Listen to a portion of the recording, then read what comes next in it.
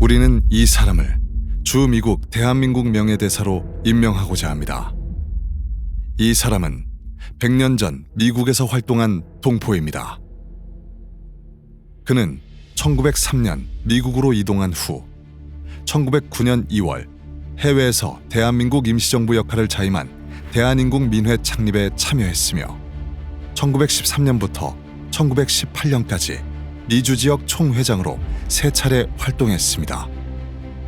그는 조국을 빼앗긴 상황에서 미국에서 한인 동포들을 보호하고 대변하는 주미 한국 대사 임무를 수행했습니다.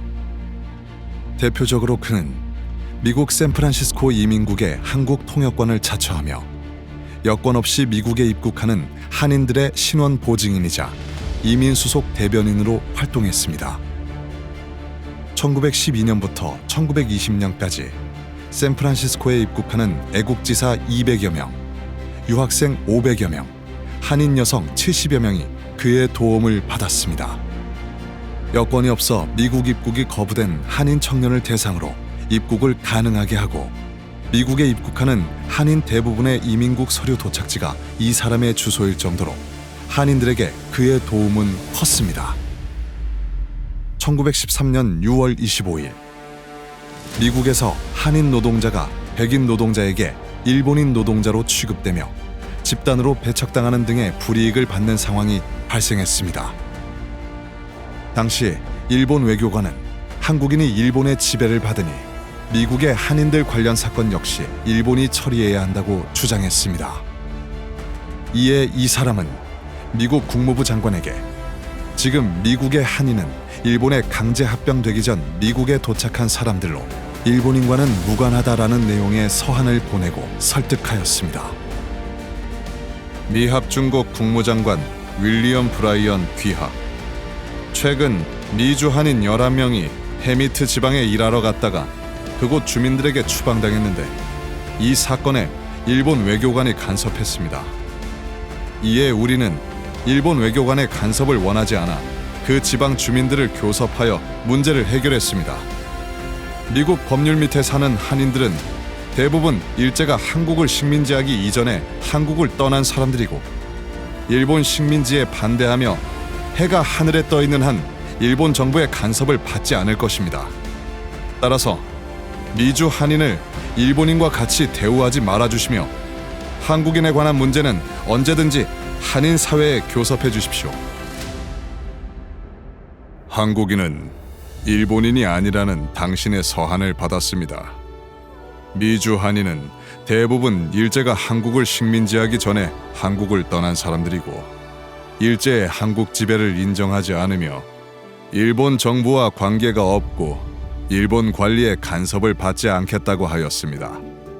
앞으로 미주 한인에게 관계되는 일은 공적이든 사적이든 일본 정부나 일본 관리를 통하지 말고 한인 사회와 교섭할 것입니다. 1913년 7월 2일 미국 국무장관 브라이언. 미국 국무장관을 대상으로 한 이 사람의 외교 활동을 통해 미주 한인들을 대상으로 통치권을 행사하려는 일본 대사관으로부터 한인들을 보호할 수 있게 되었습니다.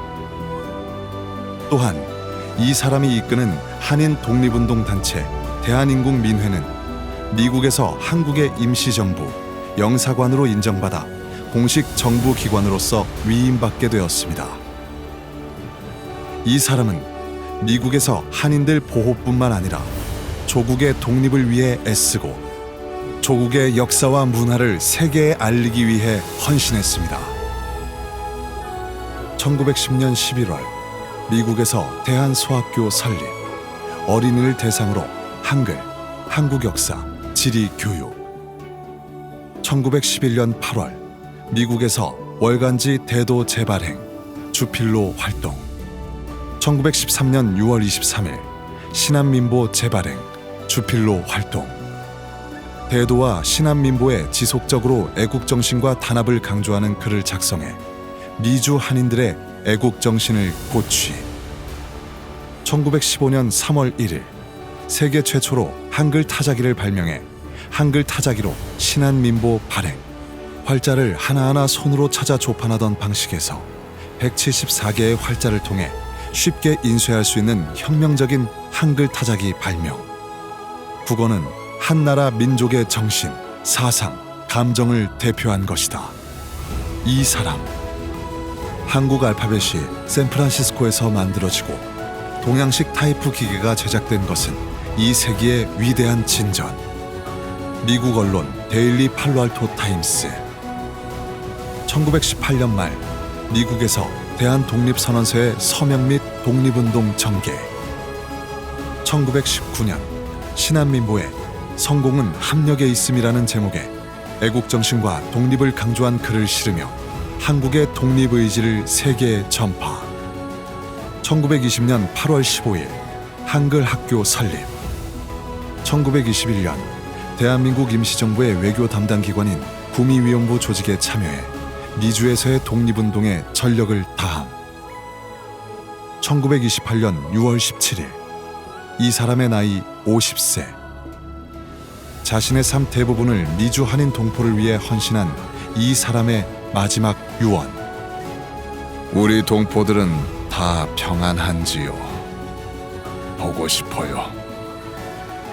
주 미국 대한민국 대사는 아니지만 나라를 빼앗긴 상황에서 대한민국 대사 역할을 한 이 사람, 이대휘.